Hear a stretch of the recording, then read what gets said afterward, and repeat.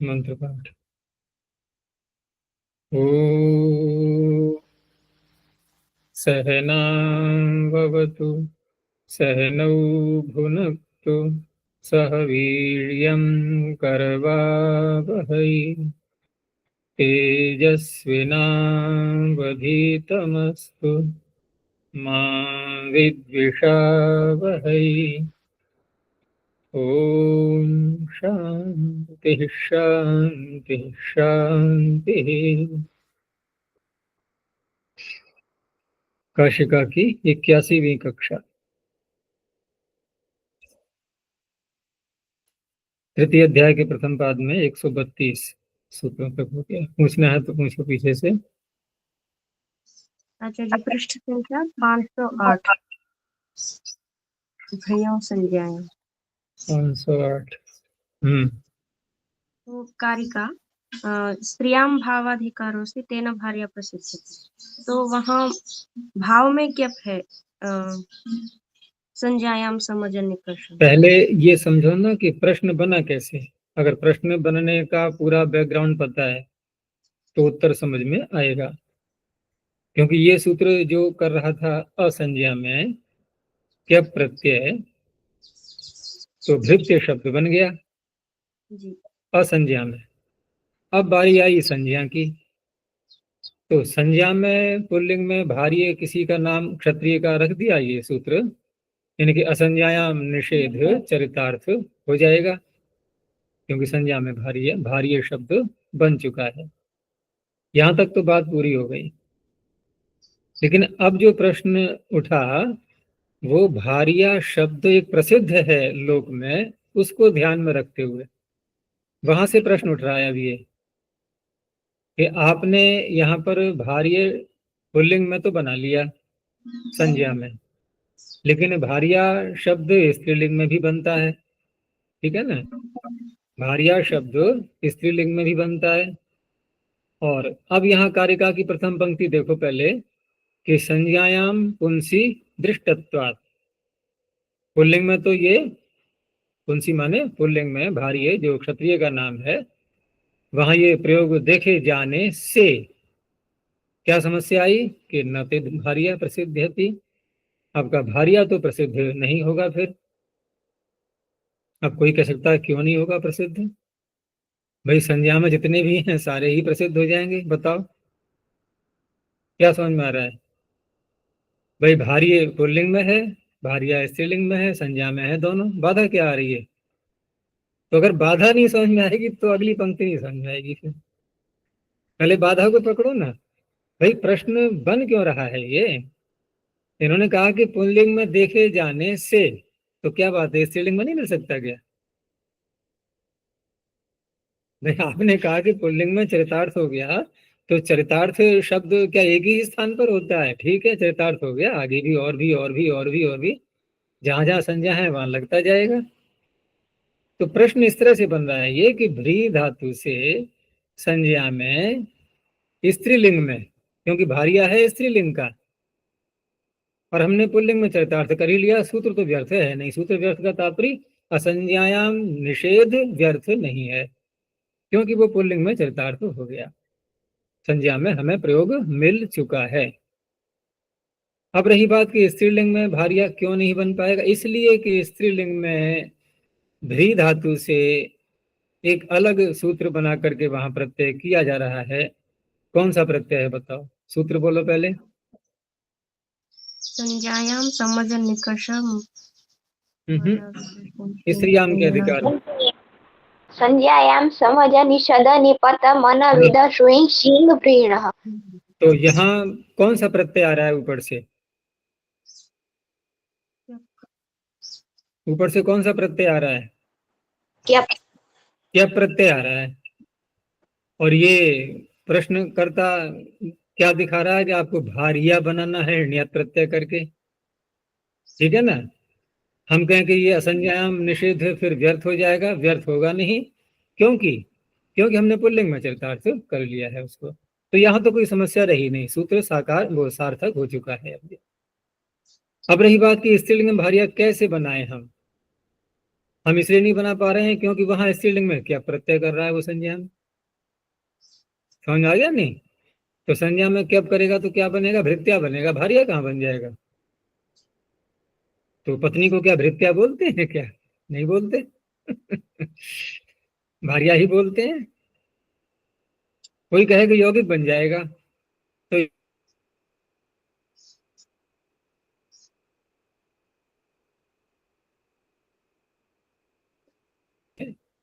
अपनी पत्नी का भरण पोषण नहीं किया तो क्या वो भार्या से भृत्या बन जाएगी?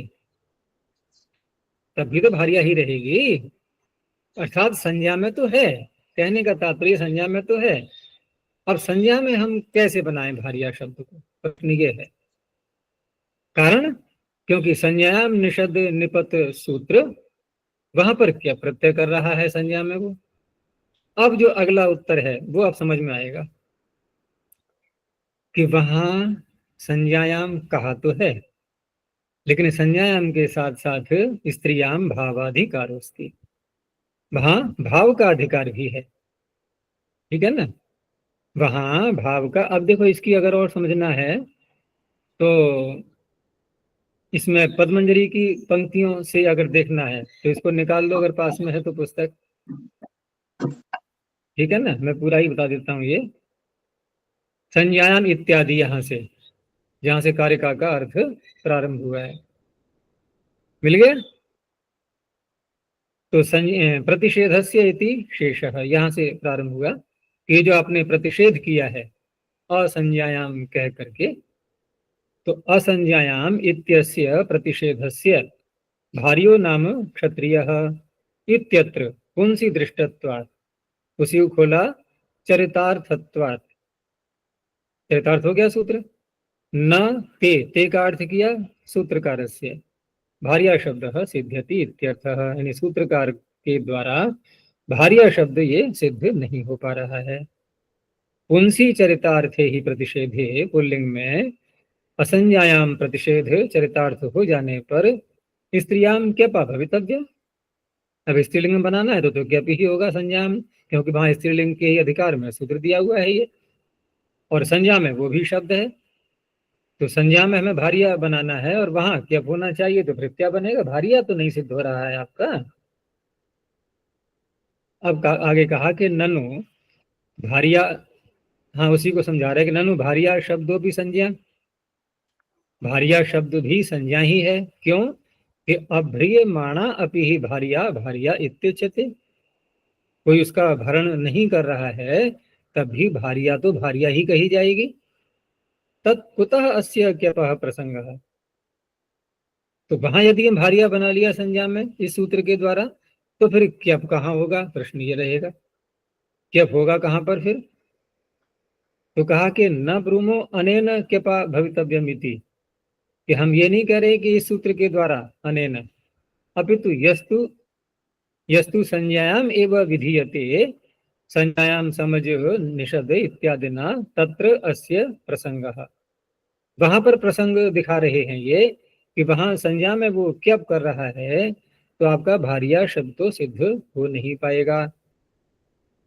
और न च तस्यापि प्रतिषेध सामर्थ्या निवृत्ति, ही उसकी निवृत्ति कर नहीं पाएंगे। क्यों? क्योंकि प्रतिषेध तो यहाँ पर सार्थक हो चुका है पुल्लिंग में, हाँ सार्थक हो चुका है। पुंसी प्रतिषेधस्य चरितार्थत्वात् इति चोद्यम, ये सार्थक हो गया है। अब उसका उत्तर जो अगली पंक्ति में दिया है वो यहाँ से प्रारंभ हो रहा है। उत्तरम आह स्त्रियां भावाधिकारो अस्ति, ननु संज्ञायाम समझ निषदे इत्यत्र वक्ष्यति, वहां ये कहा जाएगा कि भाव इति न स्वर्यते पूर्वक एव अर्थाधिकार। प्रश्न उठा रहे हैं कि आप कह रहे वहां भाव का अधिकार है, लेकिन वहां ये बात कही जाएगी कि भाव को अनुवृत्ति के रूप में नहीं लाया जा रहा है, उसको स्वरित नहीं किया गया है, पूर्व तक ही उसका अधिकार रहेगा। यथा समजन्ति तस्याम इति समज्या, निषदन्ति तस्याम इति निषद्या इत्यादि भवति, ये अन्य धातुओं से जो प्रत्यय कर रहे हैं ये उसके उदाहरण दिए गए हैं, क्योंकि भाव का अधिकार नहीं लिया। देखो कैसे कर रहे हैं यहाँ पर, ये संज्ञा में कर रहे हैं, ठीक है ना। समजन्ति तस्याम इति समज्या, निषदन्ति तस्याम इति निषद्या, तत् कथम इदम उच्यते स्त्रियाम भावाधिकारो सी, फिर आप कारिका में कह रहे हैं कि भाव का अधिकार है। भाव का अधिकार तो है ही नहीं, उसकी अनुवृत्ति तो ऊपर ही रोक दी गई है, और ऊपर रोक दी गई है तो फिर कि न इदम अपूर्वम चोद्यम, अर्थात ये कोई हम अलग से नहीं कह रहे अपनी ओर से स्त्रियाम भावाधिकारोस्ति, वृत्तिकार एव ही तत्र वक्ष्यति। वृत्तिकार से यहाँ पतंजलि कार बोलते हैं काशिकाकार को, काशिकाकार को बोलना होता है तो वृत्तिकार शब्द से बोलते हैं कि वृत्तिकार ही वहां स्वयं कहेंगे। अब कहाँ कहेंगे स्वयं? उसी सूत्र पर।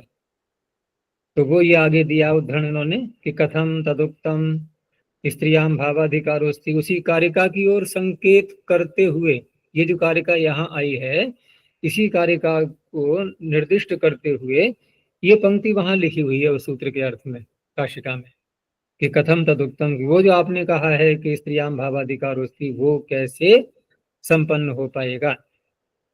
स्त्रियाम, स्त्री प्रकरणे संज्ञायाम समज निषद इत्यादि ना क्यपि विधीयमाने भावस्य अधिकारः, भावस्य अधिकारः को खोला, अभिधेय भाव उपगम लक्षणों व्यापारोस्ति, जो अभिधेय है वो भाव के रूप में है और वो यहाँ पर व्यापार हो रहा है। कारण कि शब्द शक्ति स्वभाव्यात्, वो अपनी शब्द की शक्ति है, शब्द का अपना स्वभाव होता है किसी अर्थ को कहने के लिए, उसके कारण से।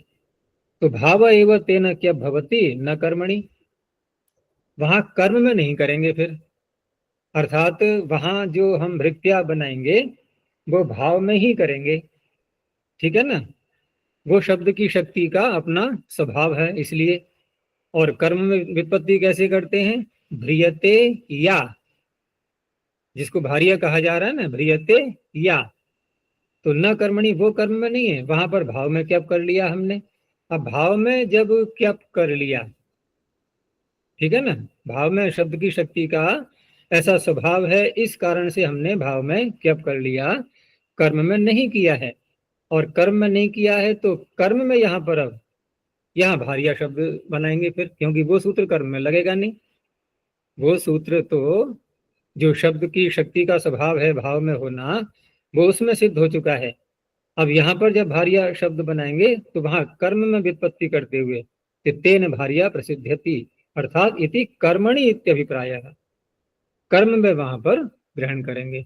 तो संपूर्ण उत्तर क्या निकला कि देखो यहाँ तो असंज्ञायाम कह करके इन्होंने पुल्लिंग में भार्य शब्द दिखाते हुए उसको सार्थक कर दिया है पद के लिए, और वहां जो स्त्रीलिंग के अधिकार में जो सूत्र आ रहा है, वहां जो भृत्या शब्द बनेगा, वो भृत्या शब्द भी इन्होंने भाव में ही बनाया है, लेकिन भाव में बनाते हुए वहां पर भाव का अधिकार न आते हुए भी, क्योंकि भाव के अधिकार तो ऊपर रोक दिया गया है, लेकिन भाव का अधिकार न आते हुए भी कुछ शब्द ऐसे होते हैं कि जिनका की अर्थ भाव में ही निकलता है। जैसे यहाँ दिया था इन्होंने भावस्य अधिकारः, यानी अभिधेय भाव उपगम लक्षणों व्यापारोस्ति शब्द शक्ति स्वभाव्यात्।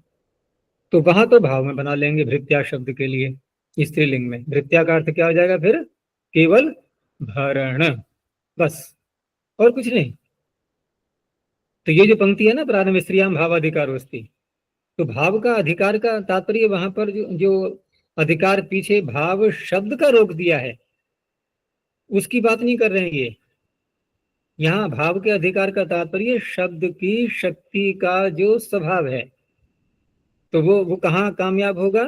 भृत्या शब्द में, भरण अर्थ को कहने के लिए, और वो उसका स्वभाव है, ऐसा ही अर्थ निकलता है। भृत्या शब्द से भृत्या का प्रयोग भरण अर्थ में लोक में होता है, तो वहां भाव में बनाया है उसको स्त्रीलिंग में। अब रही बात कि इसको कैसे बनाएंगे, तो ये भाव में नहीं बनेगा, ये भाव में इसको नहीं बनाएंगे, अपितु कर्म में यहाँ पर व्युत्पत्ति दिखाएंगे अब, ठीक है ना।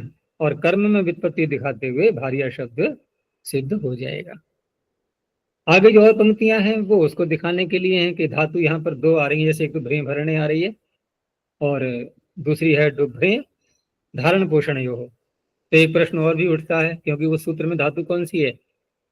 संज्ञा एवं समझ निषद में भ्रेय, भ्रेय है, डुभ्रे तो नहीं है ना, भ्रेय।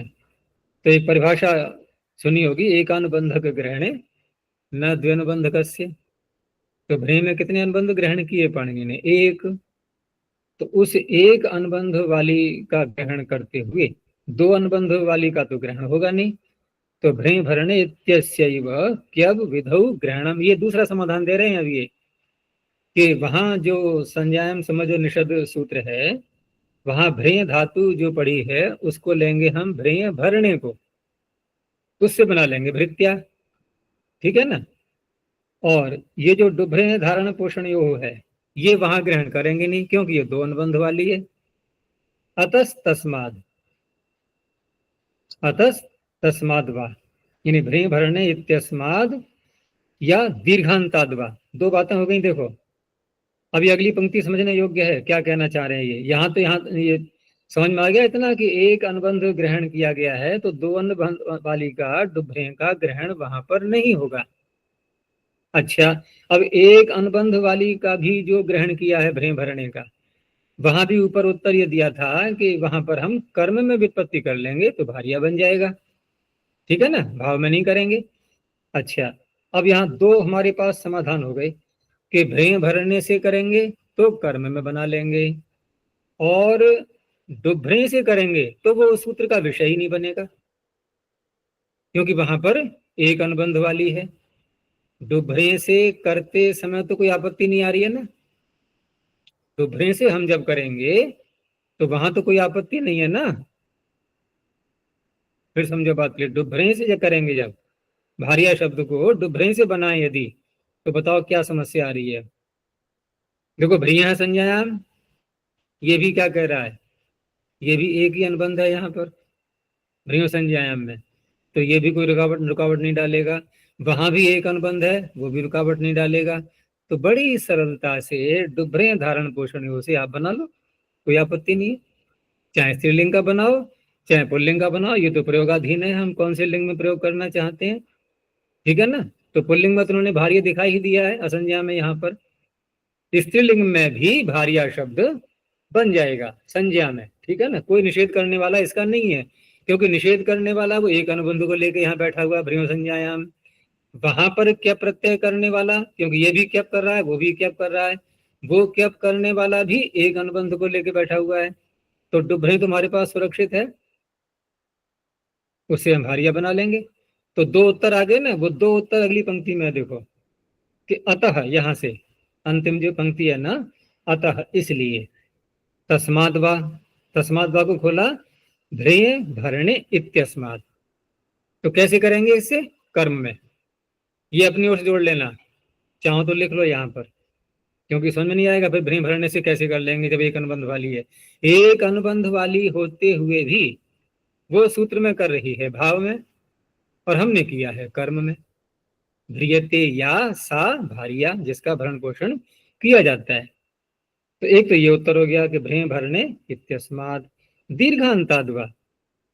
एक और भी है, देखो ये भ्रें धारण पोषण हो, इसको भी छोड़ो, एक धातु और भी विद्यमान है।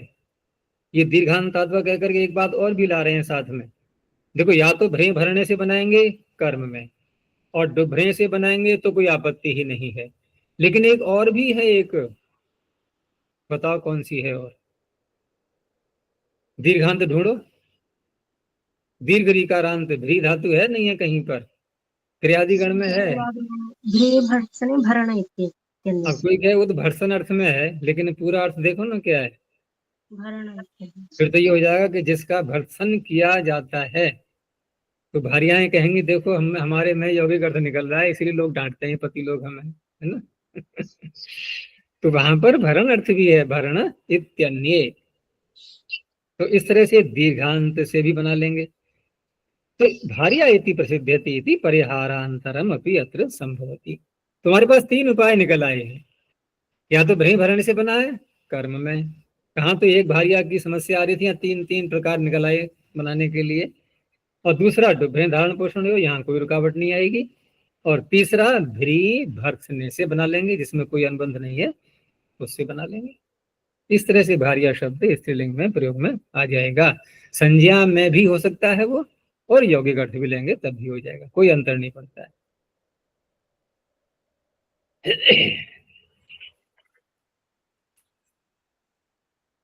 और हो गया। चलो आगे देखते हैं अब।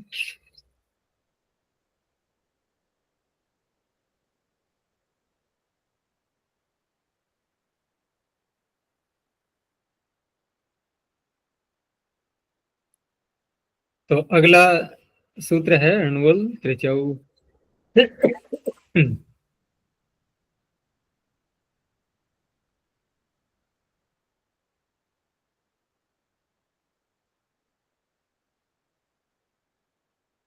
तो यहाँ अभी तक जो हमने पूरा प्रकरण देखा था 132 सूत्रों तक, ये कृत्य प्रत्ययों का पूरा अधिकार समाप्त हो चुका था। अब आगे सामान्य प्रत्यय प्रारंभ हो रहे हैं, अर्थात कृत संज्ञक प्रत्यय जहां से प्रारंभ हुए थे। तो कृत संज्ञक प्रत्ययों में इन्होंने उसके दो भाग किए, एक तो कृत्य जो कि दो दो नाम वाले हो गए, कृत्य भी नाम हो गया उनका और कृत भी नाम हो गया। अब यहां से जो प्रारंभ हो रहे हैं वो केवल एक नाम अर्थात कृत, अब कृत्य नहीं है कोई भी। उसका ये पहला सूत्र है, अकेले कृत नाम वाले प्रत्ययों का ये पहला सूत्र। तृणमूल त्रिजौ धातु रीति वर्तते, इनके सर्व धातुभ्यो, नाम तो है नहीं सूत्र में किसी धातु का, सर्व धातुभ्यो अणुवल त्रिचौ प्रत्ययो भवतः, और दोनों ही प्रत्यय हो जाएंगे। ठीक है ना, असरूप है वो नियम यहाँ पर शब्द लगाते रहना, वह स्वरूप अस्त्रिया। अगर असरूप प्रत्यय है तो उसमें बाधा उस प्रकार से नहीं होगी, वो वैकल्पिक बाधा है, अर्थात दोनों में से कोई भी प्रत्यय कर सकते हैं। तो क्री धातु से ही कारक भी बन जाएगा, क्री धातु से ही कर्ता भी बन जाएगा, कारक हर्ता। इसमें त्रिश में जो चकार लगाया है इसकी कोई आवश्यकता नहीं दिखाई दे रही थी, क्योंकि प्रत्यय अंतोदात चितः से करते भी हैं, तो वो तो प्रत्यय इसमें एक ही स्वर है, आदिदात लगाएंगे तब भी वो त्रि ही उदात होना है। तो चकार है सामान्य ग्रहणार्थ है, सामान्य ग्रहण के लिए। सामान्य का तात्पर्य क्या होता है, पीछे भी अनेकों बार आ चुका है ये विषय, कि और भी ऐसे प्रत्यय हैं जिनमें कि त्रि शब्द आ रहा है और उनमें कोई कोई अनुबंध भी है अपना अपना। ठीक है ना, अकेला ये त्रिच ही नहीं है। अगर अकेला ये त्रिच होता तब तो कह सकते थे कि चकार की आवश्यकता नहीं है, त्रि कह करके ही किसी सूत्र में ग्रहण करना होता तो इसी का ही ग्रहण हो जाता है। जैसे तुष्ट छंदसी है, तुरिष्ठे में यस्सु है, तो यहाँ त्रि का ही तो ग्रहण है केवल, और इधर ये त्रिच मिल जाता केवल त्रि चकार हटा करके। तो उस अवस्था में क्या नियम कार्य करता है फिर, कि निरनुबंधक ग्रहणे न सानुबंधक से ग्रहण। भाई जब सूत्र में आपने निरनुबंधक ग्रहण किया है त्रि का, तुष्ट छंदसी आदि में, तो फिर इसी त्रि का ग्रहण होता है, इसमें कोई अनुबंध न लगाएं तो। अब क्योंकि इसमें भी लग गया अनुबंध, औरों में भी लग रहा है अनुबंध, जहां जहां त्रि आ रहे हैं, तो अब कोई भी निरनुबंधक नहीं है। अब क्या करेंगे, अब ये करेंगे कि जहां जहां भी त्रि आ रहा है अनुबंध आगे दूसरा कोई सा भी हो सकता है उसमें, उन सब का ग्रहण हो जाएगा। इसलिए यहाँ पर चकार लगाया है, नहीं तो क्या होता, फिर बोलो क्या होता चकार नहीं लगाते तो, केवल केवल नहीं आया समझ में। अच्छा केवल इसी का होता हाँ, केवल इसी का ग्रहण होता है फिर। ठीक है ना, क्योंकि निरनुबंधक ग्रहण है न सानुबंधक से, फिर त्रिन आदि का ग्रहण नहीं हो पाता, इसी का ही ग्रहण होता। और ये अभी अनुबंध लगा दिया है, अब ये कोई अनोखा प्रत्यय नहीं बना, अभूतपूर्व वो औरों की तरफ हो गया, यानी कि सामान्य सामान्य बन गया अब ये। ऐसा और भी प्रत्यय त्रिन आ ही रहा है, तो इस तरह से त्रिन का भी ग्रहण करना है, त्रिच का भी करना है, तो दोनों में एक एक अनुबंध लगा दिया और उधर ग्रहण करने वाले सूत्रों में त्रि बोल दिया बस। आगे नंदिग्रही पचादिभ्यो ल्योणि न्यचः, ये भी सूत्र बहुत व्यापक है, बना है व्यापक इसलिए कि इसमें पचादी जो शब्द है ना ये बहुत प्रसिद्ध है, इसको आकृति गण माना गया है। प्रत्येकम आदि शब्द संबध्यते, तो नंद्यादि, ग्रहादि, पचादि तीनों के साथ जुड़ जाएगा। त्रिभ्यो गणेभ्यः त्रयः प्रत्यया यथासंख्यम भवन्ति। नंद्यादिभ्यो ल्युः,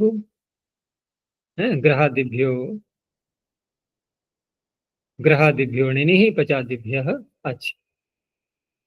नंदिग्रही पचादयश्च न धातु पाठतः सन्निविष्टा गृह्यन्ते। जैसे हम अन्य सूत्रों में जहाँ धातुओं को लेते हैं आदि बोलते हैं, जैसे कि घटादि है या अन्य कोई है, तो वहां धातु पाठ में देखते हैं धातु कहाँ आ रही है, फिर उसके आगे क्रम से कुछ धातुओं का और ग्रहण कर लेते हैं। कहीं कहीं वृत्त लगा करके उस गण की समाप्ति का भी द्योतक शब्द उपलब्ध होता है। ऐसा यहाँ नहीं करना है कि जहाँ नंदी आ रही है वहां से लेकर के और कुछ धातुएं और ले ली हमने आगे की, नहीं, धातु पाठ से ग्रहण नहीं करना है। अंतर ही तो यहाँ जो ग्रहण की जाएंगी धातुएं ये, तो इस यहाँ जो गण के रूप में जो शब्द पढ़े हैं उसमें कृदंत शब्द पूरे पढ़ दिए हैं प्रत्यय करके, जैसे नंदन, रमण इत्येवं आदिषु प्रातिपदिक गणेशु। प्रातिपदिकों का ही गण है इसके अंदर, जबकि धातुओं का जो है ये प्रकरण चल रहा है फिर भी। तो प्रातिपदिक गणेशु अपोधृत्य, उनमें से धातु को छांट लेना है। ठीक है, नंदन में से नदी धातु छांटी, वो नंद्यादि गण में आ गई। रमण में से रम धातु छांटी और वो नंद्यादि गण में आ गई। ऐसे करके अपोधृत्य ये पठ्यन्ते ते निर्दिश्य, उनसे ये प्रत्यय विहित किए गए हैं। आगे कुछ गण में भी सूत्र दे दिए इन्होंने। नंदी, वाशी, मदि, दूषी, साधि, वर्धि, शोभि, रुचिभ्यो ण्यंतेभ्यः संज्ञायाम। दो विशेषताएं इसमें जोड़ दी गई हैं। एक तो ये धातुएं जो ली गई हैं ये ण्यंत होनी चाहिए, और दूसरा ये संज्ञा विशेष वस्तु को कहने वाली ही है, ये पदार्थ को। तो नंदन सब में अणिश प्रत्यय है और उसका लुक होता जाएगा। नंदन, वाशन, मदन, दूषण, साधन, वर्धन, शोभन, रोचन। सहितपि दमे संज्ञायाम, ये तीन धातुओं से ये भी संज्ञा में है लेकिन अण्यंत नहीं है ये। तो सहन, तपन, दमन। आगे बिना बार गण सूत्र के सामान्य शब्द ले लिए हैं, उनमें से धातु निकालते जाएंगे। जैसे जल्प धातु से जल्पन, रम धातु से रमण, ऐसे ही आगे दर्पण, संक्रंदन, जहाँ उपसर्ग लगा हुआ है उपसर्ग सहित उसी को लेना है। संक्रंदन, संकर्षण, संघर्षण, जनार्दन, इसमें जन शब्द उपपद में रहते हुए, ठीक है ना, अर्ध धातु से किया है इन्होंने। ऐसे ही यवन, मधुसूदन में मधु शब्द है। विभीषण, लवण, ये लू धातु से है ये। अब ये लू धातु से है तो लवण जो हम नमक बोलते हैं तो उसमें घटेगा ये।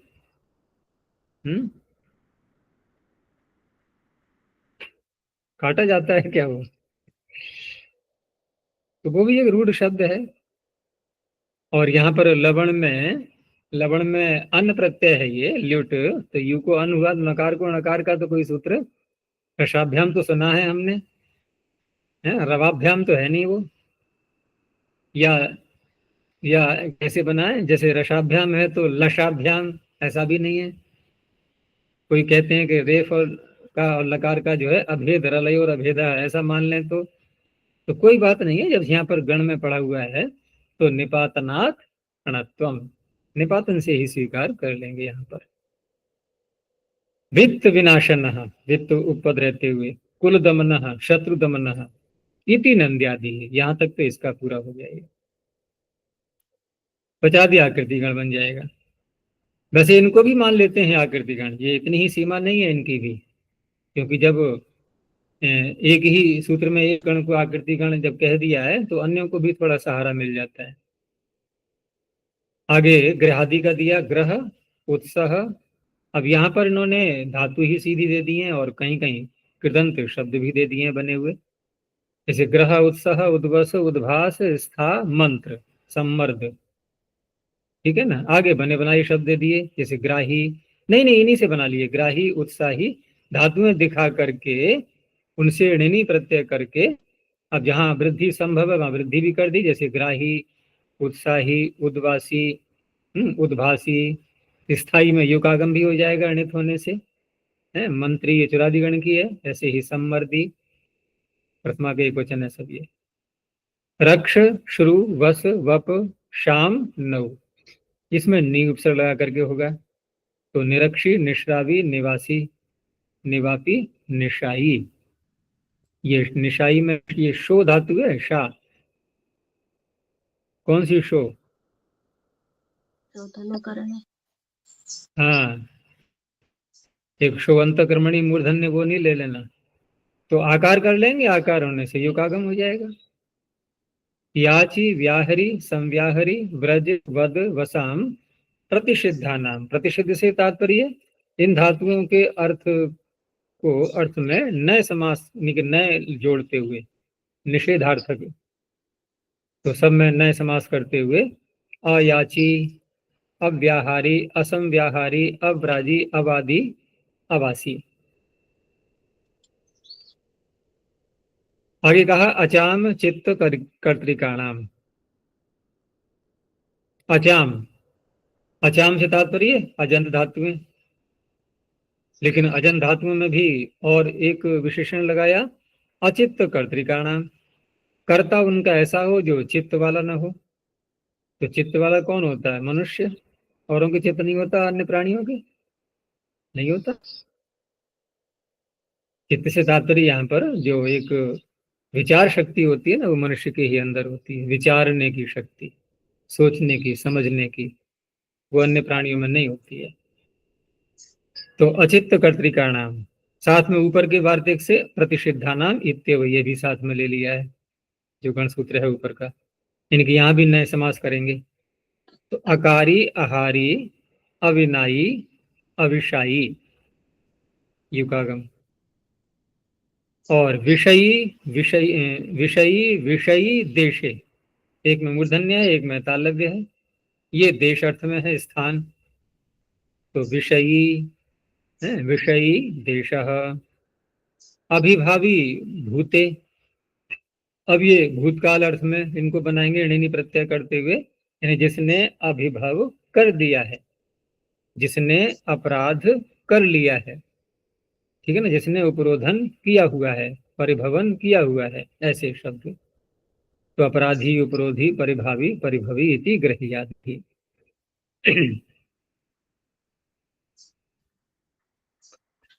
आगे अब पचादि का दिया है, और इसमें धातुओं के साथ साथ किसी किसी धातु में, किसी किसी धातु में लगेगा, जैसे अनुबंध लगा दिया है, लेकिन वो अनुबंध अन्य उद्देश्य के लिए है कि जब उनसे हम शब्द बनाएंगे तो उस अनुबंध का जो कार्य है वो भी वहां पर करना है।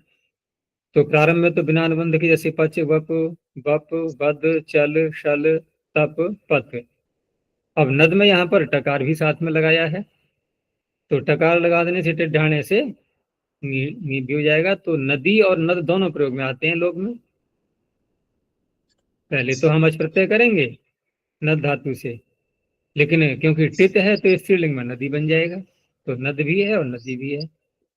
ऐसे ही आगे जहां जहां टकार आएगा। तो भसट, बस, गरट, प्लवट, चरट, तरट, चोरट। चोरट में देखो बनता है ना चोरी, तो चोरट। अब चोरी का अर्थ क्या होगा? भाव में नहीं। ये जो सूत्र यहाँ प्रारंभ हुए हैं अणुवल प्रत्यय से, ध्यान रखना, ये कर्ता में होने वाले प्रत्यय हैं सब।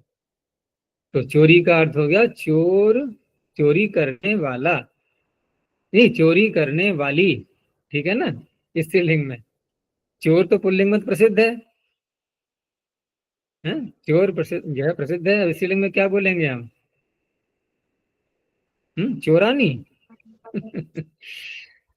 तो वहां चोरी संस्कृत में, हिंदी में तो कुछ भी कह लो, वहां छूट है। तो ग्राहट, ऐसी ग्राह, ग्राही है। जर, मर, क्षर, क्षम। सुदट भी ऐसी टकार लगाया है, सुदट, देवट। अब देवट में देखो ना, देव भी प्रयोग में आता है, देवी भी प्रयोग में आता है, दोनों कर्ता में हो जाएंगे।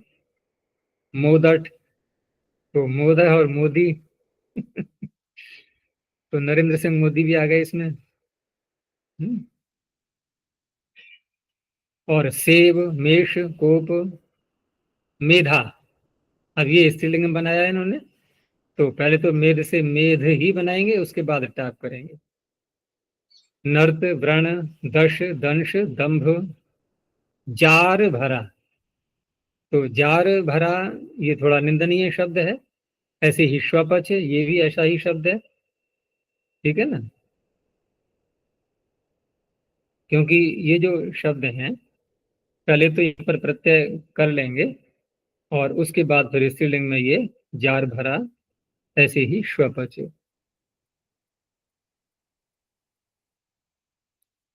अब इन शब्दों में यहाँ पर जैसे अच प्रत्यय की प्राप्ति दिखाई है इन्होंने, तो कहीं कहीं पर अन्य प्रत्यय भी प्राप्त होते हैं, उनके बाधन के लिए भी है यहाँ पर। और जहां जहां टकार लगाया गया है वहां पर भी, स्त्रीलिंग में भी, तो सबके अपने अपने उद्देश्य हैं। फिर अंत में जाकर के कह दिया है कि ये पचादी आकृति गण है, और बहुत व्यापक रूप से इसका प्रयोग होता है व्यवहार में। जहां कहीं भी कोई ऐसा शब्द मिलता है कि अच प्रत्यांत के रूप में और कर्ता में प्रयोग हो रहा हो, तब इसको बोलते हैं कि पचाद्यच हो गया है, पचादी गण मान करके अच प्रत्यय हो गया है।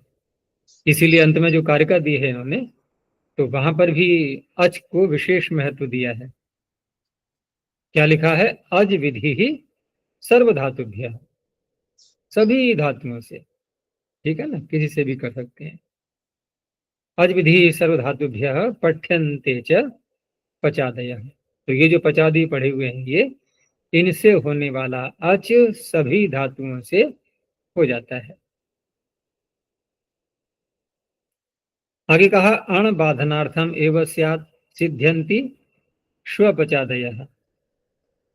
क्योंकि जैसे अच सभी धातुओं से कह दिया गया है, तो उस अवस्था में कुछ धातुएं और भी, जैसे आगे आ रहा है, इगुपध धातुओं से है। इगुपध ज्या प्री किरा कहा, और अन्य भी सूत्र आगे आएंगे, एक श्याम जधा आदि सूत्र भी आएगा आगे। आतश उपसर्गे है। तो अन्य जो प्रत्यय आ रहे हैं, तो वहां पर भी अणबाधन के लिए भी कुछ शब्द यहाँ पर गण में पढ़ दिए हैं। अण प्रत्यय की प्राप्ति कहाँ होगी? जैसे कि हम जार शब्द यदि पूर्व में ले आए, और पीछे भी ऐसे कुछ शब्द आए हुए हैं इसमें, कि जहां पर उपपद रहते हुए ये प्रत्यय किया जा रहा है। तो उपपद रहते हुए सामान्य सूत्र कौन सा है प्रत्यय करने वाला, जो दूसरे पाद में प्रारंभ होगा अभी? कर्मण्य, ठीक है ना। तो कर्मण्य से कर्म उपपद रहते हुए अण की प्राप्ति होने लगती है। तो उसका बाध करने के लिए इन्होंने उपपद सहित यहाँ पर जार भरा या श्वपच आदि ये भी शब्द बोल दिए हैं। तो अणबाधनार्थम एवं स्यात् सिद्ध्यन्ति श्वपचादयः।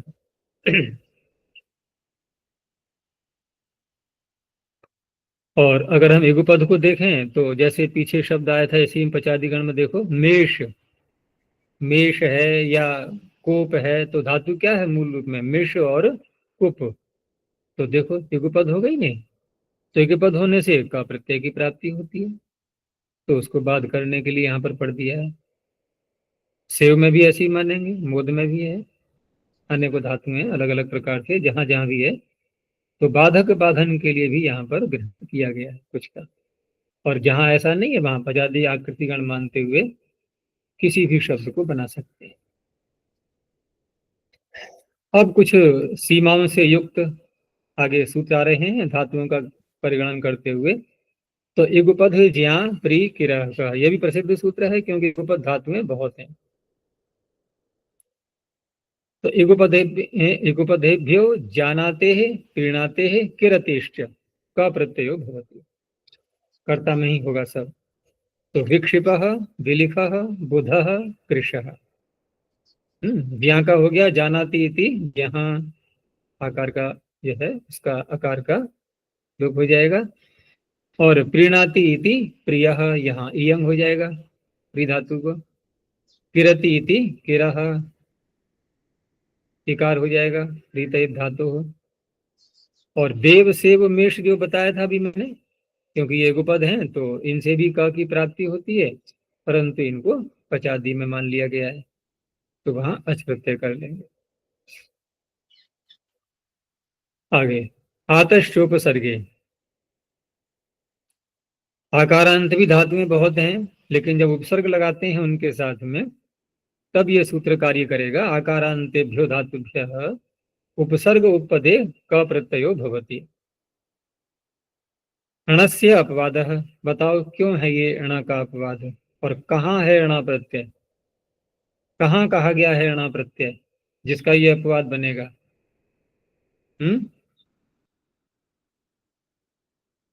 देखो सूत्र आगे आना है अभी, ज्वलिति कसंतेभ्यो णः, और उसके आगे श्याद व्यधा। तो श्याद में एक शब्द सुनाई दे रहा होगा, के आगे आत, श्यात, आकारांत आ गया। तो आकारांतों से ण प्रत्यय, उसका ये अपवाद है, क्योंकि आकारांत होने पर इन्होंने का प्रत्यय कर दिया। अब जो उपसर्ग रहित हैं वहां ण प्रत्यय हो जाएगा, और जो उपसर्ग सहित हैं वहां का प्रत्यय हो जाएगा, दोनों का बंटवारा हो जाएगा अलग अलग। तो प्रस्थः सुगलः सुमलः, उपसर्ग होने के कारण से का प्रत्यय। पाघ्राध्मा धेड़ दृशः शः, पादिभ्यो धातुभ्य उपसर्ग उपपदे श प्रत्यय भवति, ऊपर से उपसर्ग की अनुवृत्ति लाते हुए। तो यहाँ पर पा धातु से उत पिबः, तो श का क्या बचता है? अ, और ऊपर जो क प्रत्यय चल रहा था उसका भी अनुबंध हटा के क्या शेष रहता है? अ। तो आतश उपसर्ग से प्रत्यय बोल तो दिया था, आकारांतों से उपसर्ग साथ में जोड़ करके का प्रत्यय बोल दिया, अशेष रहेगा। फिर भी यहाँ पा का ग्रहण किया है श प्रत्यय करने के लिए, क्यों किया? क्योंकि का प्रत्यय करेंगे तो पिब आदेश तो हो नहीं पाएगा। ये ठीक है, दोनों को अनुबंध हटा करके अ ही शेष रहता है, लेकिन पिब आदेश तो तभी हो पाएगा ना जब सार्वधातुक शित जो है प्रत्यय जाएगा, ये शित प्रत्यय जब आगे आएगा, सार्वधातुक नहीं प्रत्यय जब आएगा। सार्वधातुक होने से तो अन्य कार्य हो जाएगा, निकृष्टाप आदि भी हो जाएंगे, विकरण भी, लेकिन पाघाधास्मना सूत्र से पिब आदेश करने के लिए शित चाहिए। तो उत्पिबः, ऐसे ही विपिबः, घ्रा को जिघ्रादेश करके उज्जिग्रह विजिग्रह, शब्द सर्वत्र करेंगे बाद में, अतुगुणे से एकादेश करते जाएंगे। उद्धमः, धेड़ धातु से, विधमः नहीं धमा का है ये, उद्धमः विधमः, और धेड़ धातु का आदेश करके उद्धयः विधयः, दृश का फिर पश्य आदेश होकर के उत्पश्यः विपश्यः। आगे कहा कि कुछ आचार्य यहाँ पर उपसर्ग की ऊपर से निवृत्ति नहीं भी लाते हैं, तो उससे क्या लाभ होता है कि इन धातुओं में बिना उपसर्ग लगाए भी श प्रत्यय हो जाएगा। उपसर्गे इति केचिन नानुवर्तयन्ति, पश्यते इति पश्य, वेद में तो प्रयोग होता है मंत्रों में। पश्य शब्द विद्वान के लिए भी आता है, परमात्मा के लिए भी आता है, ठीक है ना, पश्यति इति पश्य। एक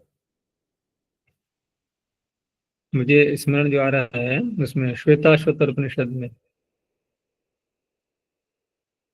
हाँ, यदा पश्य पश्यते रुक्म वर्णम कर्तारमीशम ब्रह्म योनि में से करके एक मंत्र आता है उसमें। तो यदा पश्य पश्यते रुक्म वर्णम, तो पश्य वहां आ रहा है ना, तो पश्य का तात्पर्य वहां पर योगी विद्वान जब परमात्मा का दर्शन करता है रुक्म वर्ण को जानता है, यदा पश्य पश्यते रुक्म वर्ण, तो इस तरह से विद्वान के लिए प्रयोग में आता है ये। जिघ्रते संज्ञायाम प्रतिषेधो वक्तव्य, घ्रा धातु, घ्रा धातु से कहा इन्होंने कि संज्ञा में प्रतिषेध करना चाहिए। तो जिघ्र, तो यहाँ प्राप्त किससे है?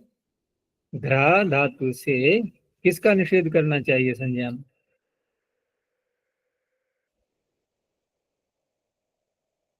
घ्रा इसमें आई हुई है, देखो पाघ्राधमा धेट में, तो श की प्राप्ति हो रही है यहाँ पर। अब संज्ञा में यहाँ कहा उन्होंने कि श प्रत्यय नहीं करेंगे, तो फिर ऊपर का सूत्र तो लगना ही है, वो तो संज्ञा या असंज्ञा कुछ भी नहीं कह रहा है, तो क प्रत्यय हो जाएगा फिर यहाँ पर, तो व्याघ्र बन जाएगा। नहीं तो क्या बनता, ये सूत्र लगाते तो क्या बनता, व्याघ्र अब व्याघ्र है व्याज ग्रह बनता फिर तो संज्ञा में है ही, प्रसिद्ध शब्द है ये। आगे अनुपसर्गा लिंप विंद धारी पारी वेद्युदेजी चेति साति साहिभ्यश्च। उपसर्ग को यहाँ पर हटा दिया गया है। तो अनुपसर्गेभ्यो लिंपादिभ्यः श प्रत्ययो भवति। लिंपतीति लिंपः विंदतीति विंदः, सब कर्ता में व्युत्पत्तियां दिखाई जा रही हैं। धारयतीति धारयः पारयतीति पारयः।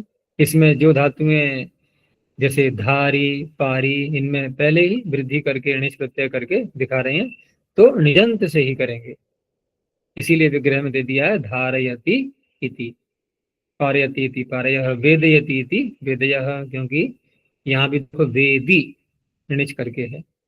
ऐसे ही एजी तो उदेजयति इति उदेजयः, तो यहाँ तो अनुपसर्ग कहा था, ये कैसे आ गया? उपसर्ग कैसे आ गया? सूत्र में ही देखो उदेजी, सूत्र में ही उत बोल दिया है, ठीक है ना। अब अनुपसर्ग फिर सार्थकता कैसे होगी? यहाँ पर अन्य धातुओं के साथ भी हो जाएगी और फिर यहाँ पर एक ही उपसर्ग है, नहीं अन्य और उपसर्ग नहीं आएंगे। उदेजयः चेतयति चेतयः। अंत में जो साती धातु आ रही है एक, तो उसके लिए कहा कि ये तो मिलती नहीं, तो कहा कि साती ही सउत्रो धातु है, ये इसी सूत्र में मिलती है और इससे बन जाएगा सातयः।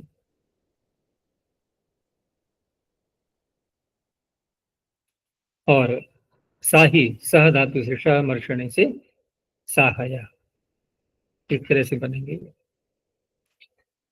अनुपसर्गा देते किम, तो प्रलेप। अब यहाँ पर लिंप धातु से उपसर्ग लगा दिया गया है, तो लिंप धातु मूल रूप में क्या है वैसे?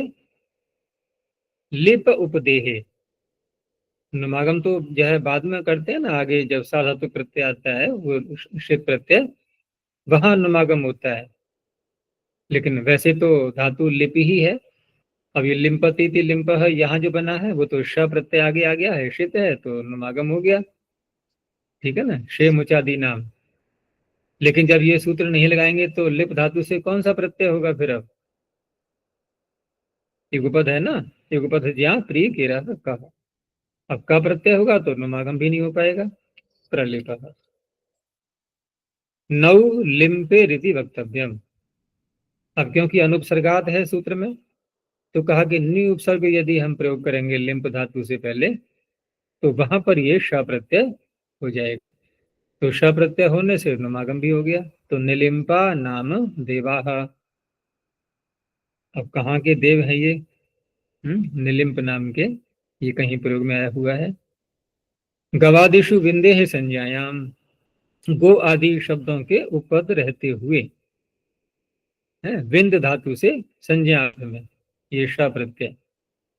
तो गोविंद अरविंद है, गायों को जो प्राप्त करता है वो गोविंद, और अरविंद कौन होता है? अर को प्राप्त करने वाला वो कौन है? तो अर क्या है ये वास्तव में जो अर यहाँ दिया हुआ है ना, तो अरविंद शब्द किसके लिए प्रसिद्ध है? कमल के लिए, कमल का जो फूल होता है ना, तो वो अरविंद कैसे घटाएंगे वहां पर? तो उसकी जो पंखुड़ियां होती हैं, उनकी जो बनावट है पंखुड़ियों की, तो उसकी आकृति यदि देखें तो जैसे जो अर माने जो जैसे आरी होती है ना लकड़ी काटने की, शस्त्री आरी, तो जैसे उसका फाल होता है आरी का, ऐसे ही ये है, इसके पंखुड़ियां भी ऐसी होती है ना, चौड़ी चौड़ी। तो ऐसे उन पंखुड़ियों को प्राप्त करने वाला, उसे कहेंगे अरविंद। ददाति दधात्योर विभाषा। अब दोनों धातुएं ये आकारांत हैं, तो आकारांत होने से क प्रत्यय की प्राप्ति हो रही थी। तो दायो धायश्च विभाषा श प्रत्ययो भवति। विकल्प से करेंगे तो दूसरे पक्ष में फिर ण से अपवाद, हाँ आकारांत होने से ण की प्राप्ति, क्योंकि श्याद विधा सूत्र आ रहा है आगे। तो ण से अपवाद है, ण का अपवाद है, दूसरे पक्ष में ण हो जाएगा। तो जब श करेंगे तब तो फिर जो अन्य कार्य हैं वो भी सारे होने हैं, अर्थात विकरण भी आएगा, शप आएगा, शप आएगा तो फिर उसको श्लू भी होगा, श्लू होगा धातु का वृत्त भी होगा, तो क्या बनेगा? ददह और दधह। लेकिन जब श्याद विधा सूत्र से ऋणा करेंगे, अब न तो कोई विकर्ण आ सकता है न द्वित्व होगा, बस सीधे जो है युक आगम करके दायः और धायः ये बन जाएंगे। अनुपसर्गाद इत्येव, पीछे से अनुपसर्गाद आ रहा है, तो यदि उपसर्ग लगाएंगे तो उपसर्ग लगाएंगे तो अब कौन सा सूत्र लगेगा? अब लगेगा पीछे वाला आतो अनुपसर्गे कह, नहीं प्रदह प्रदह प्रदह, युगपद है। हाँ नहीं नहीं, दा है ना ये, युगपद ज्या में कहाँ है ये?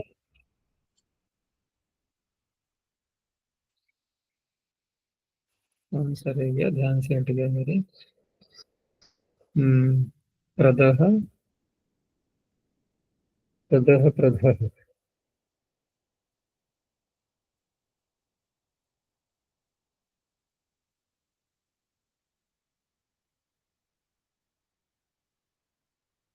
आतश्चोपसर्गे। हाँ ठीक है, आतष्ट उपसर्ग अलग से ही वो लगेगा।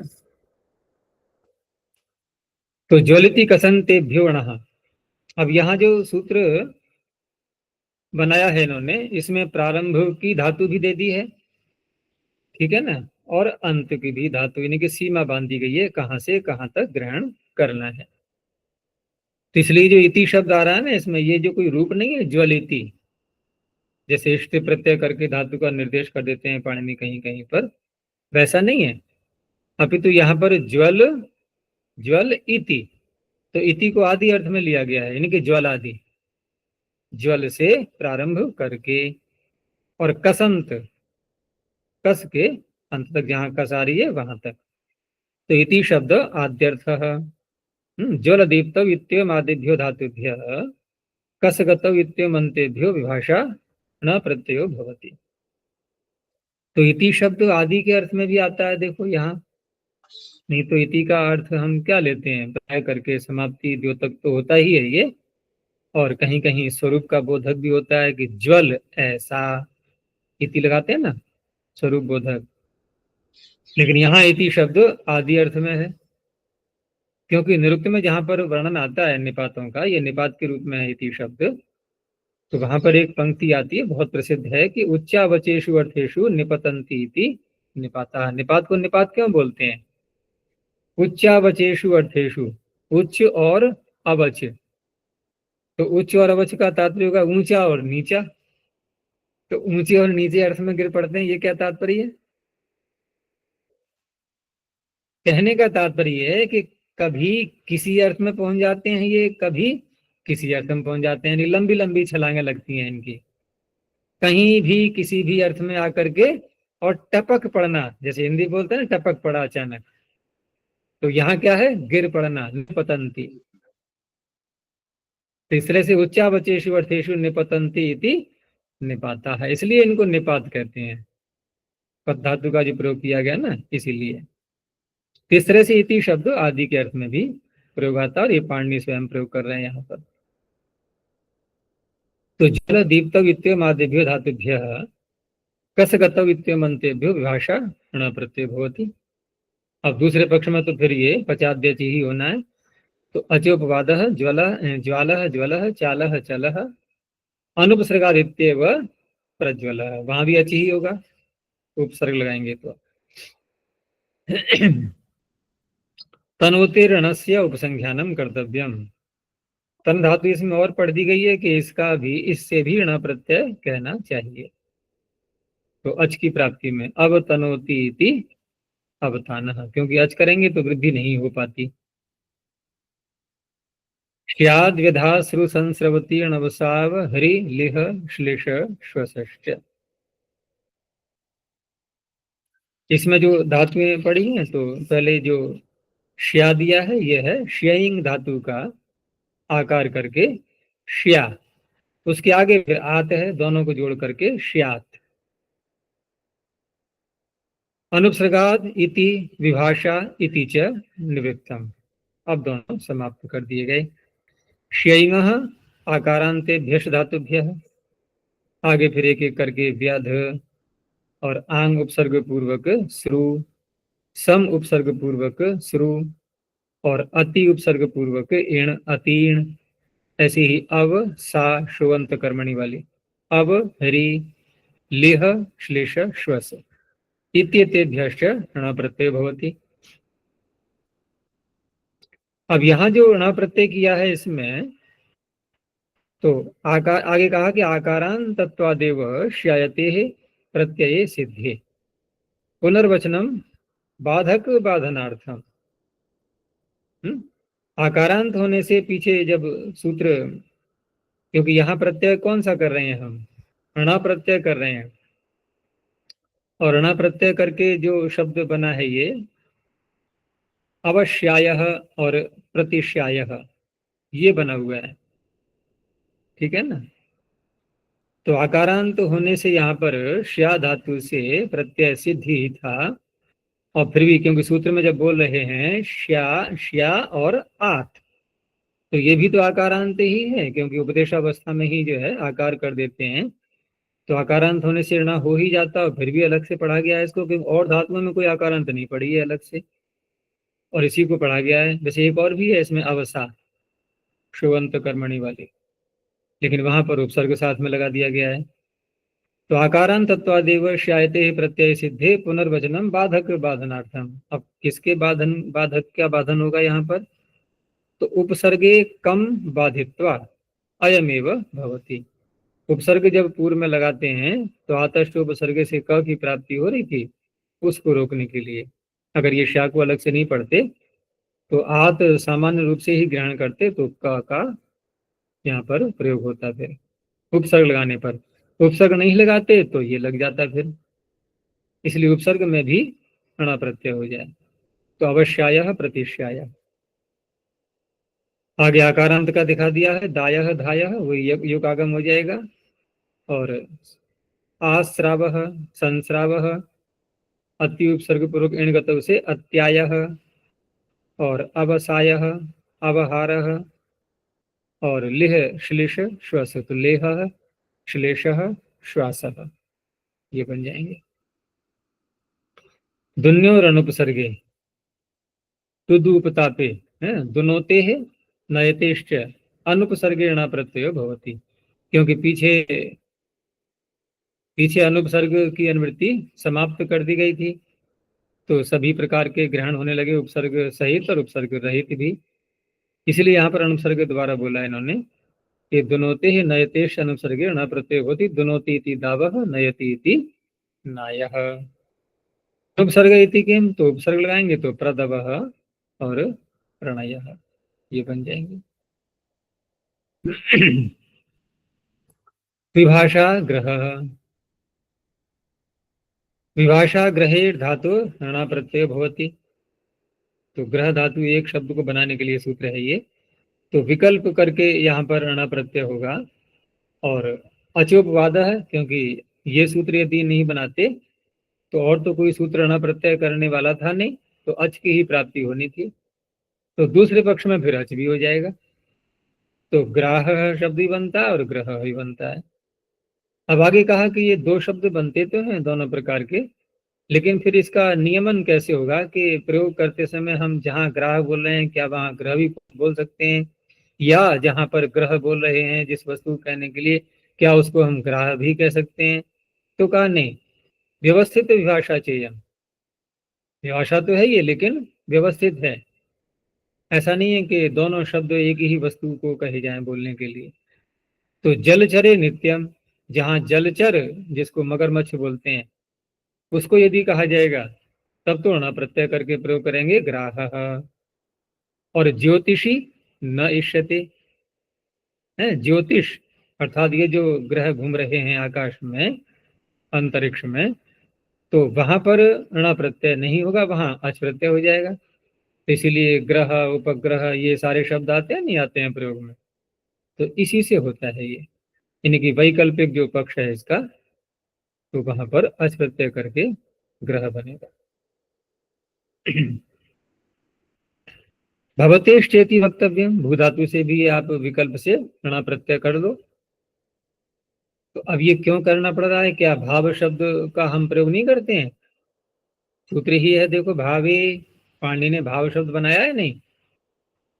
तो भाव शब्द घय प्रत्यय करके बन जाता है नहीं? वृद्धादेश की सिद्धि में क्या दिखाया था? वहां आया था नहीं भाव, या नहीं आया था? चलो कोई बात नहीं, और तो आए थे घय प्रत्यांत। तो घय प्रत्यय किस सूत्र से करते हैं? भावे। भावे सूत्र से। तो भावे सूत्र में किससे घय हुआ? सूत्र को अपने में भी तो उतरना चाहिए ना, कि स्वयं तो कोई बीड़ी पी रहा है और दूसरे से कहता है बीड़ी मत पियो। तो भावे सूत्र कहता है कि ऐसा नहीं कि मैं दूसरों को ही उपदेश दे रहा हूं कि अन्य धातु से कर लो। वो कहता है देखो मैंने स्वयं भी किया हुआ है ना, मैं उसी का चोला ओढ़ करके बैठा हूं घय प्रत्यय का।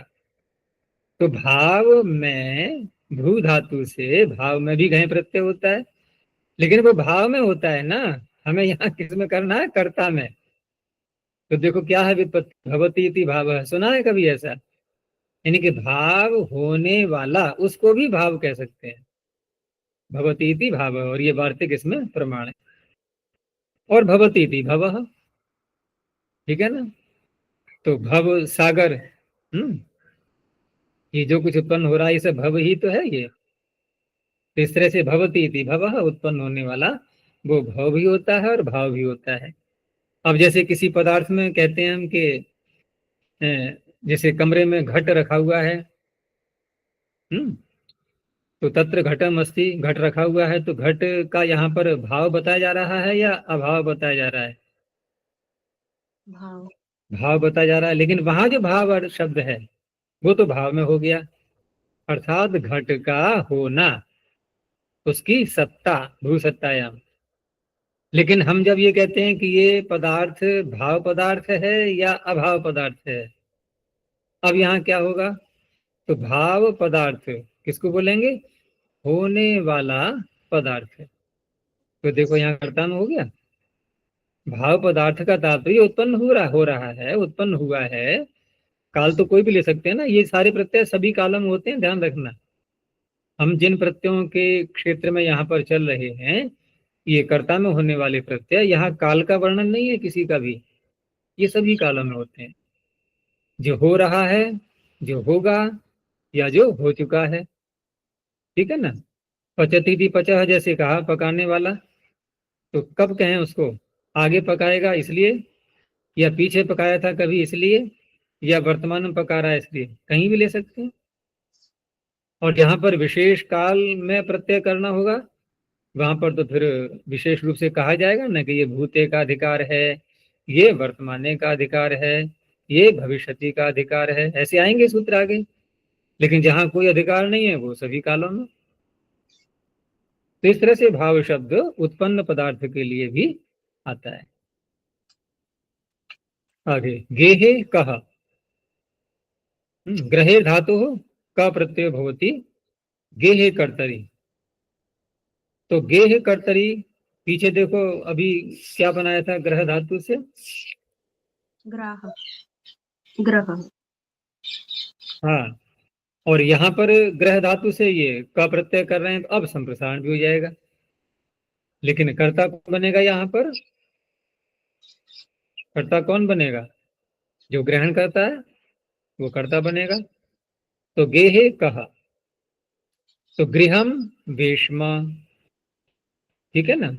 अब स्वयं इन्होंने कह दिया, क्योंकि सूत्रकार ने कहा गेहे,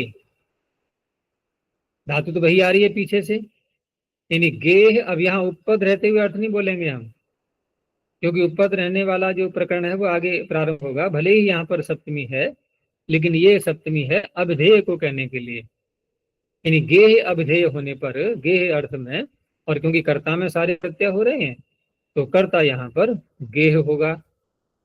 इसलिए गृहम जो शब्द बना संप्रसारण करने के बाद, उसका अर्थ भी क्या होगा? गृह। तो गृह का पर्यायवाची वेश्म शब्द भी है, इसलिए उसको खोलते हुए कहा गृहम वेश्म। तो क्यों बोलते हैं यहाँ पर कर्ता में, कैसे करेंगे व्युत्पत्ति इसकी, कि गृह्णाति इति गृहम। तो घर में रहते हैं ना, घर पकड़ लेता है सबको, ग्रहण करता है ना सबके लिए, तभी तो घर है वो गृह इसलिए गृह है कि वह जहाँ जो प्राणी वहां पर रह रहे हैं उनको ग्रहण कर लेता है, इसलिए गृह है वो। अच्छा, अब रही बात कि गृह तो एक मकान का नाम हो गया, वो ग्रहण करता है सबको। लेकिन ये जो गृह शब्द है, ये गृहस्थी, गृहिणी, यहाँ भी तो गृह शब्द से गृहस्थी बना रहे हैं। तो गृहस्थी में तो चलो कोई बात नहीं है, वहां तो यही अर्थ निकलेगा, घर मकान, गृह तिष्ठति इति गृहस्थः। लेकिन गृह अकेला जो शब्द है, ये स्त्रियों के लिए भी आता है, यानी कि पत्नियों के लिए। तो आगे लिखा है ना इन्होंने कि तात स्यात् दाराश्च। अब यहाँ पर तात स्त्रोपाधि कहा जाएगा। जैसे मंचाह क्रोशंती बोलते हैं, तो मंचाह क्रोशंती या मंचस्थाह क्रोशंती, तो ऐसे यहाँ पर भी गृह जो घर का वेश्म का वाचक है, वहां पर स्थित जो स्त्रियां हैं वो भी गृह शब्द से कही जाती हैं।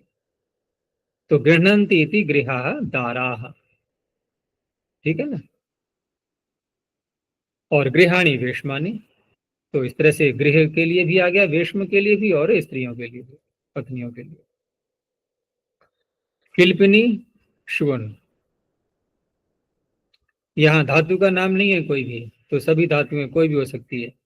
तो धातु श्वन प्रत्यय भवति शिल्पिनी कर्तरी, यहाँ पर मूर्धन्य शकार लगाया अनुबंध, इसलिए शित गौरादिभ्यश्च स्त्रीलिंग में सूत्र लग जाता है। आगे परिगणन कर दिया इन्होंने, क्योंकि सूत्रकार ने तो धातुओं की गणना नहीं की है, लेकिन वार्तिककार ने 3 धातुएं लिए यहाँ पर, नृति खनि रंजिभ्य परिगणनम कर्तव्यम। तो नर्तकः खनकः रजकः, ये पुल्लिंग में हो गया, और शीत होने से स्त्रीलिंग बन जाएगा नर्तकी खनकी रजकी। अब यहाँ पर जब श्वन प्रत्यय हुआ, श्वन के वु को अक भी हो गया, लेकिन धातु तो यहाँ पर जो रंज है, ये इसमें अनुनासिक भी है साथ में, और इसको हटा भी नहीं सकते हम किसी सूत्र से, इसलिए यहाँ पर स्वयं कहा इन्होंने कि रंजे अनुनासिक लोपष्ट है, अनुनासिक लोप भी यहाँ करना ही होगा। अब यहाँ अनुनासिक लोप करना होगा तो या तो फिर हम किसी उपसंख्यान के रूप में लें उसको, कि उपसंख्यान करना चाहिए, और यदि हम पाणिनि के किसी व्यवहार को देखते हैं, कोई संकेत हमें दिखाई दे जाता है, तो ज्ञापक से भी कह सकते हैं। तो देखो एक धातु पाठ में जहाँ पर मित कहा गया है जिन धातुओं के लिए, घटादेव मितः वाले प्रकरण में, वहां एक सूत्र आता है ना, जनी जिरीश कनसु रंजो अमंताश्च, दिया नहीं उसमें। तो वहां पर मित संज्ञा उसकी की जा रही है, यानी कि उसमें धातु जो आ रही है ना रंज, तो रंज की मित संज्ञा की जा रही है, जनी जिरीश नसु रंजो अमंताश्च। और वहां पर जब मित संज्ञा की जा रही है, तो मित संज्ञा करने का तात्पर्य क्या है, क्या होता है बताओ। ह्रस्व होता है। मितान रसः। भाई जहाँ वृद्धि करते हैं वहां उसको ह्रस्व कर लेते हैं मिताम ह्रस्व से। तो क्या रंज में कोई प्रत्यय लाए हम तो वृद्धि हो सकती है क्या, बोलो। नहीं हो सकती रंजना। तो फिर मित करने का लाभ क्या हुआ, लाभ भी तो हो ना कुछ। भाई वृद्धि अगर हो सकती है तब तो ह्रस्व की प्राप्ति के लिए हम मित करें, वहां पर ह्रस्व हो जाए सरलता से। लेकिन जब वृद्धि हो ही नहीं सकती, तो फिर मित करने के लिए, मित ह्रस्व करने के लिए मित करना, ये तो निरर्थक हो गया ना। तो निरर्थक होकर के अब वहां ज्ञापन निकलेगा।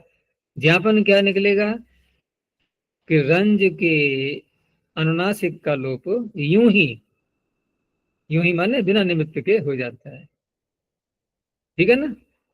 तो यहाँ भी ऐसे हो जाएगा, क्योंकि शून प्रत्यय किया हमने, अब कोई निमित्त तो है नहीं कि जिसको मान करके हम अनुनासिक को हटाएं, तो इसलिए जैसे वहां पर मित किया जा रहा है, तो इसका तात्पर्य अनुनासिक लोप, जहां पर कित प्रत्यय नहीं होते हैं, क्योंकि कित प्रत्यय तो यहाँ है ही नहीं, कोई भी वृद्धि करेंगे तो वो कित प्रत्यय कित थोड़ी होगा, तो वहां पर भी बिना कित के भी अनुनासिक का लोप हो जाता है। ये ज्ञापन इससे निकलता है जनी जिरीश कनसुरंजो अमंताश्च से।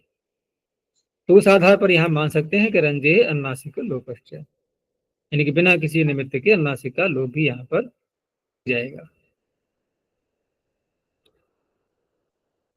आगे गस थकन गह, गई धातु का आकार करके फिर पंचमी में गह। तो गायते है थकन प्रत्यय होती शिल्पनी कर्तरी, और थकन का क्या बचेगा, थक।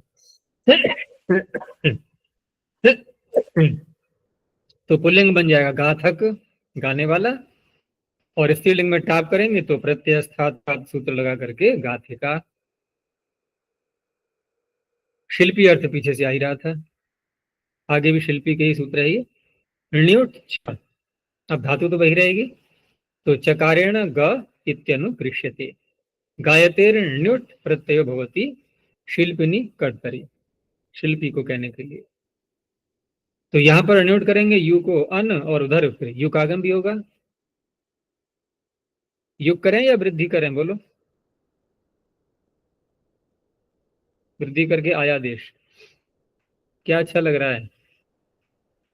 रुचि किस में हो रही है? युग में, गई है ना, है? युग में, किसमें? युग। क्यों वृद्धि में रुचि क्यों नहीं हो रही है? सबसे पहला सूत्र वृद्धादेश पढ़ा था, फिर भी रुचि नहीं रही उसमें। अब यहाँ तक आते आते सूत्र का महत्व ही कम हो गया हमारे लिए, है ना। वृद्धि शब्द से एलर्जी होने लगी। तो देखो यहाँ पर आधातुक प्रत्यय है ये, और आधातुक है तो आकार तो कर ही लेंगे ना। उपदेशावस्था में जो आई है उसको आकार हो जाएगा। और वृद्धि तो पहले से ही धातु तो इकारांत है। वैसे तो वहां पर कोई सूत्र ऐसे भी हैं जहां वृद्धि करके आकार करते हैं, ध्यान आ रहा है नहीं? एक तो उपदेशावस्था में इजंत है, और कहीं कहीं पर वृद्धि होने पर उसके बाद आकार करते हैं। तो यहाँ तो उपदेशावस्था में ही है, आकार हो जाएगा, आकार होने से योग हो जाएगा, और उसमें कोई आपत्ति है नहीं, क्योंकि णित प्रत्यय है ही आगे।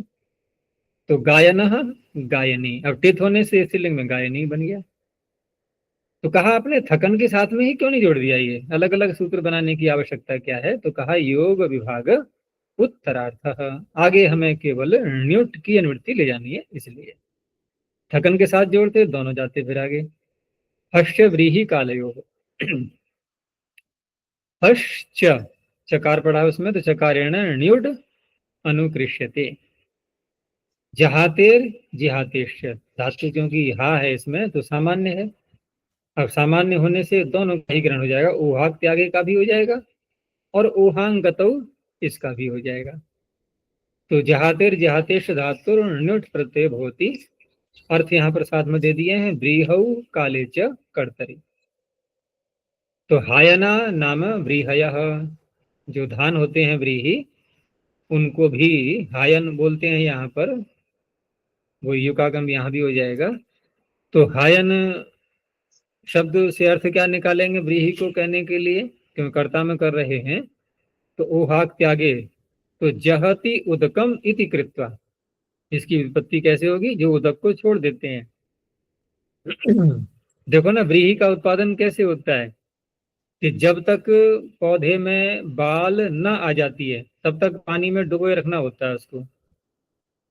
देखा है नहीं, खेती, धान की खेती होती है जब, तो जल की पर्याप्त मात्रा उसमें लगातार रखनी पड़ती है। 2-3 इंच जो है पौधा हमेशा डूबा रहना चाहिए। ऐसा नहीं कि भूमि गीली है और बस पानी लगा दिया और उसको डुबोया नहीं, तो नहीं होगा धान, अच्छी प्रकार से नहीं हो पाएगा। थोड़ा डूबा हुआ भी रहना चाहिए उसमें। लेकिन जब बाल आ जाती है अब पानी देना बंद कर देते हैं, अब पानी देना बंद कर दिया, सूख जाता है खेत, तब जाकर के बाल पकती है। तो इस तरह से जहती उदकम, उदक को उसने छोड़ दिया है अब। अच्छा, एक अन्य बात से ही पता लगता है कि जब चावल बनाए जाते हैं, पकाए जाते हैं, तो पानी भी देखो उसमें डाला जाता है दोबारा फिर, क्योंकि उसके अंदर पानी है ही नहीं बिल्कुल भी, अब छोड़ दिया उन्होंने। तीसरे इसको हायन शब्द को घटाएंगे यहाँ पर। अब काल अर्थ में कैसे घटाएंगे? क्योंकि दोनों अर्थों में ना, व्रीहि में भी है, काल में भी है। तो हायनः संवत्सरः, संवत्सर को भी हायन कहते हैं, वर्ष। तो वहां क्या है, जिहीते भावान इति कृत्वा, जो भी वस्तु उत्पन्न होती है, भाव माने पीछे बनाया था भाव, ध्यान रखना, भवती इति भावः, उत्पन्न पदार्थ सारे भाव कहलाते हैं। तो जो पदार्थ उत्पन्न हो गया है तो काल क्या करता है, समय की गति टारे न टरे, काल सबको खा जाता है, खाता है कि नहीं, कभी देखा है काल को खाते हुए? कालांतर में वस्तु नष्ट होनी ही है, उत्पन्न हुई है तो सारे भाव पदार्थों को काल क्या करता है, छोड़ देता है। जिहीते भावानिति कृत्वा। अब यहाँ पर यूं भी कह सकते हैं, अगर हा से बनाएंगे तो, वैसे दोनों धातुएं ले ली हैं इन्होंने, तो जिहीते भावन में तो दूसरा अर्थ करेंगे, क्योंकि ओहा त्यागे से करें तो छोड़ देता है, अर्थात पदार्थ नष्ट हो जाते हैं, ये भी अर्थ घट जाएगा। और गति अर्थ में लेते हैं अगर, तो ऐसा संसार में कोई भी उत्पन्न पदार्थ नहीं है जिसके विषय में ये कहा जाए कि ये किसी भी काल में नहीं हुआ, हुआ तो लेकिन काल नहीं था उस समय, ऐसा कह सकते हैं? कभी नहीं। तो प्रत्येक पदार्थ को ये प्राप्त करता है। तो जिहीते जो शब्द है ना, ये गत्यर्थक धातु का प्रयोग है। जिहीते भावान इति कृत्वा, प्रत्येक भाव पदार्थ को काल और हम कह सकते हैं किसी वस्तु के साथ में कि ये वस्तु इतने दिन की है, इतने मिनट की है, इतने वर्ष की है, इतनी पुरानी है, इतनी नई है, ये सारे जो शब्द बोले जाएंगे वो काल के आधार पर ही बोले जाते हैं। प्रु श्रील्वः समभिहारे गुण, प्रु श्री लु इत्येतेभ्यो धातुभ्यः समभिहारे गुण प्रत्ययो भवति। अब समभिहार से तात्पर्य यहाँ पर, क्योंकि पीछे जो समभिहार हमने पढ़ा था तो वहां क्या अर्थ था उसका, समभिहार, क्रिया का होता था ना समभिहार, तो क्या तात्पर्य था समभिहार का? पौन पुण्य बार बार। हाँ, लेकिन यहाँ पर तात्पर्य है अच्छी प्रकार से, समभिहार का तात्पर्य है यानी कि ठीक ठीक जो कार्य करना होता है। जैसे इन धातुओं के जो अर्थ है ना, उन धातुओं के अर्थों को ठीक तरह से करने वाला, विधि पूर्वक कुशलता से करने वाला। समभिहार, अच्छी प्रकार से चारों ओर से ग्रहण कर लेना, अर्थात क्रिया के अर्थ को ठीक प्रकार से करना। तो प्रवकः, सरकः, लवकः ये बनेंगे। स्वयं इन्होंने वो खोला है कि समभिहार ग्रहणेन अत्र साधुकारित्वम लक्ष्यते, साधुकारी अर्थ है यहाँ पर। साधुकारिणी गुण विधानात्, अब साधुकारी अर्थ में गुण प्रत्यय का विधान किया गया है। तो सकृदपि यह सुष्ठु करोति तत्र भवति, क्योंकि अगर समभिहार का अर्थ हम ये लेते हैं क्रिया को अनेक बार करना, तो ऐसा नहीं। साधुकारी अर्थ में लेने से यदि एक बार भी वो क्रिया करता है करने वाला और अच्छी प्रकार से कर लेता है तो उसको भी प्रवकः, सरकः, लवकः बोल देंगे। और बहुशो यो दुष्टम करोति, और बहुत बार कर रहा है, समझदार का अर्थ वहां ले भी लें हम, बहुत बार कर रहा है लेकिन अच्छी प्रकार से नहीं करता है, तत्र न भवति, तो उसको प्रवक, सरक, लवक नहीं कहा जाएगा। अंतिम सूत्रपाद का आशिषी च, अब यहाँ धातु कोई नहीं है तो आशिषी गम्यमानायाम धातु मात्रा गुण प्रत्ययो भवति। कोई भी धातु है और आशीष अर्थ यदि लेना है उससे तो वहां पर गुण प्रत्यय का प्रयोग कर सकते हैं। तो जीवतात, आशीष के अर्थ को दिखाने के लिए इन्होंने लोट लकार का जो होता है ना, लोट लकार आशीष अर्थ में होता है कि नहीं, तातंग करते हैं तो हियो तातंग आशीषी, तो तातंग का प्रयोग करके उसको दिखाया है। तो जो जीवतात का अर्थ है वही जीवकः का अर्थ है। नंदतात नंदकः, अर्थात यदि किसी को जीवकः, जीवको भव ऐसे यदि कहा जाए, इसका तात्पर्य हुआ आशीर्वाद दिया रहा है कि तुम जीने वाले बनो, यानी कि दीर्घजीवी बनो। तो जीवक शब्द भी आशीष का द्योतक है। नंदतात नंदकः, आशीष क्या होता है तो कहा आशीष ही प्रार्थना विशेष है, एक प्रार्थना विशेष होती है। और प्रार्थना क्या होती है, अर्थना अर्थोपयाच्यायाम, हमारी कोई कामना है, कोई अभिलाषा है, तो हमारी अभिलाषा है कि यह व्यक्ति, यह बच्चा दीर्घ काल की आयु प्राप्त करे। ये कामना हमने प्रकट कर दी। हमने उसको दीर्घ काल का या दीर्घ आयु का बना नहीं दिया कि अब तो गारंटी हो गई है, मोहर लग गई है, अब ये 100 साल से पीछे नहीं जाने वाला, ऐसा नहीं। हमने अपनी प्रार्थना प्रकट की है, कामना प्रकट की है। और प्रार्थना किससे की जाती है? प्रार्थना किससे की जाती है? जो प्रार्थना को पूरा कर सकता है। किसमें है सामर्थ्य प्रार्थना पूरा करने की? परमात्मा में। अब परमात्मा के ऊपर रह गई ना बात, ये हमने अपनी कामना बता दी बस। तो लोग कहते हैं ना कि आशीर्वाद ले आओ, ले लो, दे दो, दे दिया, ये सारे प्रयोग, ये सब कोई तात्पर्य नहीं है, कोई महत्व नहीं है इनका। आशीर्वाद कोई देने लेने की वस्तु नहीं है, केवल एक प्रकट करना होता है परमात्मा के आगे कि हमारी ऐसी कामना है, प्रार्थना विशेष है। साच यह क्रिया विषय, अब ये क्रिया का विषय बन जाता है फिर कि जिए दीर्घ काल तक जिए या आनंदता प्रसन्न रहे, ये क्रिया के विषय है। और वो कैसे खोलेंगे उसके अर्थ को कि अमुष्याह क्रियायाः कर्ता भवेत्। जैसे जीव कह बोला, तो जीव धातु का जो क्रिया के रूप में अर्थ लेंगे जीना, ठीक है ना, जीवित रहना। तो ये जो क्रिया है, इस क्रिया का यह व्यक्ति कर्ता बने, अर्थात जीवन की क्रिया, जीने की क्रिया वह करता रहे। तो अमुष्याः क्रियायाः कर्ता भवेत् इत्येवम् आशास्यते, ऐसी कामना की जाती है। तो ये बात भी पूरा हुआ, बस यहीं तक रखते हैं।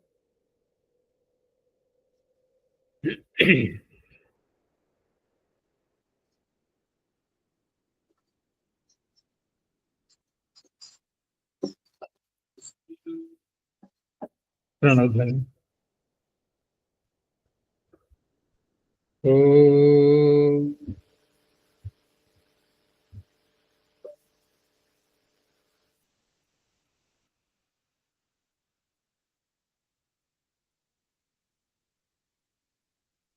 ओम।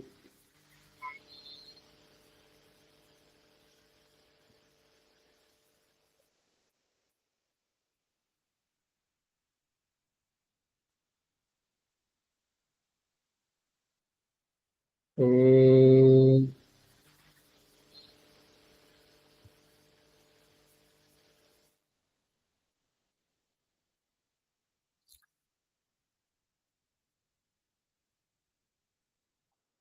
शांति शांति शांति।